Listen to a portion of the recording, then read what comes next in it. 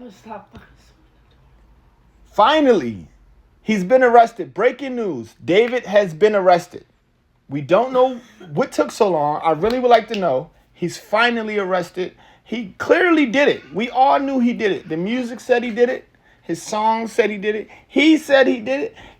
But it was this back and forth like, oh, maybe it wasn't him. Maybe it was the manager. Maybe it was the security guard. Maybe. And I'm just confused. Who is his lawyer or did his label have that much pull that they was able to control him not going to jail for a year, stall this out that long? That was incredible. Like I'm highly impressed by the fact that he was able to kill somebody and not be put into jail.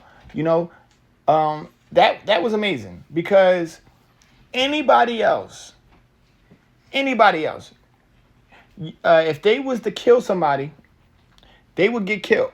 Put in jail immediately. It wouldn't be nothing about it. You know what I mean? Like if he was to kill, like if I was to kill somebody today, and it was clearly obvious, like their body was in my car, and I often expressed that I wanted to cut a body up and put it in my car, I would be in jail that night, being questioned. How was he able to finesse himself into being free this long? Now, I could say he probably wasn't enjoying life because nobody's seen him out in public. There's no videos of David walking around at the mall. There's no videos of David at a Coachella, So he wasn't performing. He was probably trying to get his mind together, his life in order, thinking that he was going to be... At this point, as long as he's been free, I would have assumed that he would have thought, like, I beat this case. I'm good. I'm not going to jail. Like, because if you're able to kill somebody and everybody knows that you killed them and you're not in jail for, like, it seemed like it was like a year ago we found out, right? Am I tripping? Wasn't it like a year ago? Mm-hmm. So if a year go past at that point, I'd be like, he probably thinking my celebrity, my fame allowed me to beat this. Because I was thinking that. That's exactly what I was thinking. Like, at this point, whoever his lawyer is probably the judge. And they're in the Illuminati and they're Freemasons, because how were they able to stall this out so long? Anyways, let's get back to the important stuff. The important stuff is, why did he do it? Who helped him? Who knew about it? And again, why did he do it? I would say, me personally, I think that they was about to break up. She got mad. She probably texted him something like, I'm going to tell everybody about, because everybody knows she was too young. He was a little older. They shouldn't have been dating. They wasn't in the same age group. And she probably was like, I'm going to expose you. I'm going to tell the world. And he was like, I can't go for that. And cut her body up. I don't know. But, being R. Kelly versus being,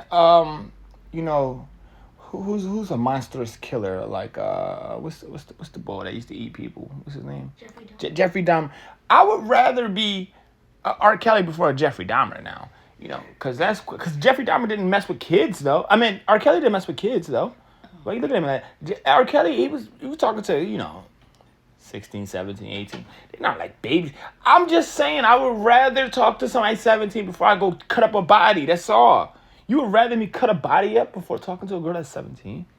Are you fucking dumb? Like, God could forgive the talking to a 17-year-old. God can't forgive you cutting up a fucking body and putting it in your trunk. You think that's better? You're a psychopath. You're a psychopath. I should be looking at you weird.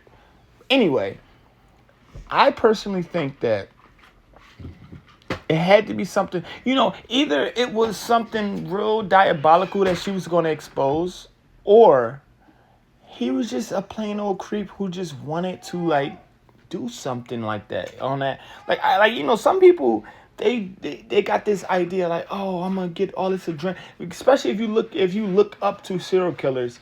Like, I heard of killers who looked up to serial killers before ever killing, and serial killers would explain like, oh yeah, I got a rush from doing it, and it felt so. And then they thinking like, I'm gonna get that from that, and then they do it. And I would be pretty sure like once they actually do it, they'd be like, this is actually really gruesome and terrible. And consciously they probably feel so bad, and that's probably why he wasn't able to hide it better, because all he would have to do is dig a hole and bury it, put the body in some acid. But no, he left it in the trunk to rot on the city street until people was complaining about the smell.